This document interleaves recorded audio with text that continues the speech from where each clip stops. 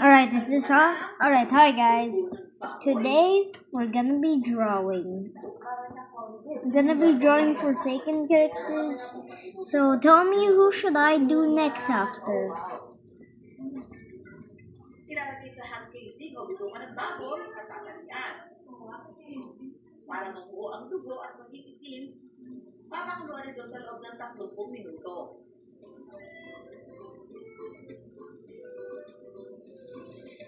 So ito ni Susan, pwede rin ito pang breakfast, pang toasted, tostado, kagandahan.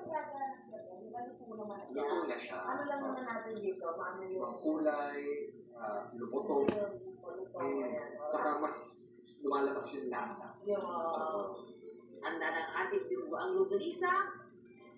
Tulad ng dinuguan, bago rin itong partner sa puto. Kasi ano ng dugo? Yung texture ng dugo, inusahan mo. Dinuguan nga siya. Kahit na natin yung dinuguan. Ano siya? Tama mo. Nandun yung calamansi powder. Siyempre, nandun din yung nasasado ako. kanina. Nasa mo rin yung flavors ng tinuguan. Sino ba nagsukat? Ako ba?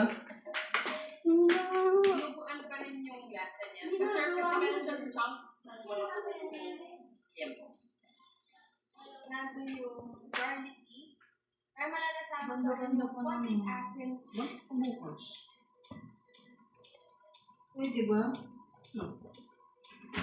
Ano man ang isa mo kung titla? Tila nananalaytay na sa dinuguan ang pagkagiliw sa longganisa. Bakit pag pinapalit, ano pa din? Pag-giving? Wala din? Sa lahat ng klase ng longganisa rito sa atin, lagi present ang mga regalo dito. Bawang, check. Paminta, check. Suka, check. Asin, check. Pero may ilan ting longganisa na may kakaibang sangkap. Tulad ng longganisa sa Quezon na ginagamitan na pasutis.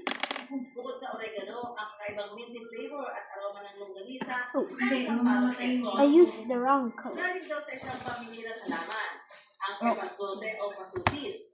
Because I accidentally used the wrong color. Isa itong herb o mampalasang halaman na kilala rin Swiss tea, Mexican herb o worm seed.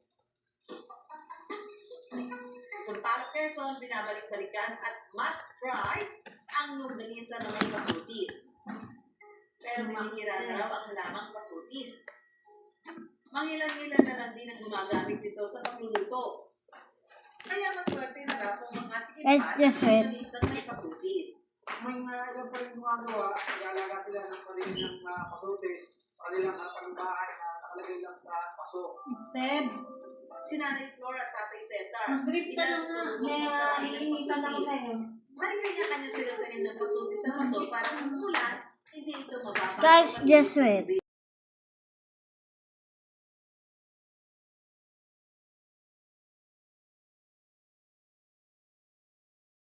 Alright, sorry guys, that's just my mom. Sabi ko, Nanay, turuan mo ako. Dahil ang dami ng nahanap na longganisa dito. Per order ang bentahan ng longganisa ni Nanay Flor. Habang si Tatay Cesar naman, araw-araw mayroong display sa kanyang karamihan. Bango, yung aroma niya, talagang kahit nga nakano yan yung pag binaon mo sa ano ba, sabat, pag may baon ka yung ganit siya, naaamoy nyo na. Kasi yung pasutit yun yung umaamoy eh. Sa paggawa ng longganisa may sangkap na pasutis, imbes gilingin, inihiwa ng maliliit ang laman at taba ng baboy. Sa paggamit naman ng pasutis o epazote, ay patuyuin at gilingin ng pino. Pero si Tatay Cesar, sariwang inihalo ito sa longganisa. Sa paggamit ng pasutit sa longganisa, kailangan konti-konti lang at pag nasobrahan, ay pumapait ang lasa. Pagkatapos imayin ng pasutis at oregano, Okay, igilingin ito kasama ang bawang. Sorry guys. Saka ihahalo ang mga pampalasa, paminta, pimenton at asin. Pagkatapos natin halo-haloin, ilalagay na natin sa pinatuyong bituka ng baboy. Para sa punat effect ng longganisa, pinatuyong bituka ang gamit. Mas magandang ibinibilad ang longganisa at natutuloy sa nanonood ang mga dekado sa longganisa. Tatalian at pwede nang ibenta. Yung hindi na nawawala kasi nga mahirap alagaan ng pasotes. Ngayon nga, ang gagawin namin na mag-exhibit sa mga barangay, mag-alaga ng pasotes at paramihin ulit ang pasotes para may balik yung dating lasa ng traditional na longganisa sa Sampaloc. Dahil tila limited edition na ang longganisang may pasutis, special ang matipid taste test ngayon. Yung para sa ano po, medyo smoky na medyo may konting mga herbs and spices. Mas savory yung galing sa Quezon. Hindi ko naman malasahan ko. Very herby siya from the halaman. But medyo mild yung flavor niya. Hindi siya masyadong mahalap. Hindi rin siya matamis. Siksik sa nutrisyon ng pasutis.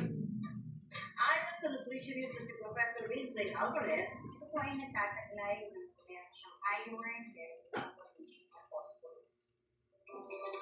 nakatutulong ito sa maayos na pagdaloy ng dugo at nagbibigay ng enerhiya sa ating katawan. Lagay ko na ito sa ref. Kaya sana, tuloy-tuloy pa rin sana nating matikman ang pambihirang sarap ng longganisa may pasutis. Kung may pamana ng Kastila na hanggang ngayon ay nalasap natin, mga pagkain na sarsayan o kaya yung karneng pinespesyal ng sari-sari sa kap Hindi na ito mag-eat. Guys,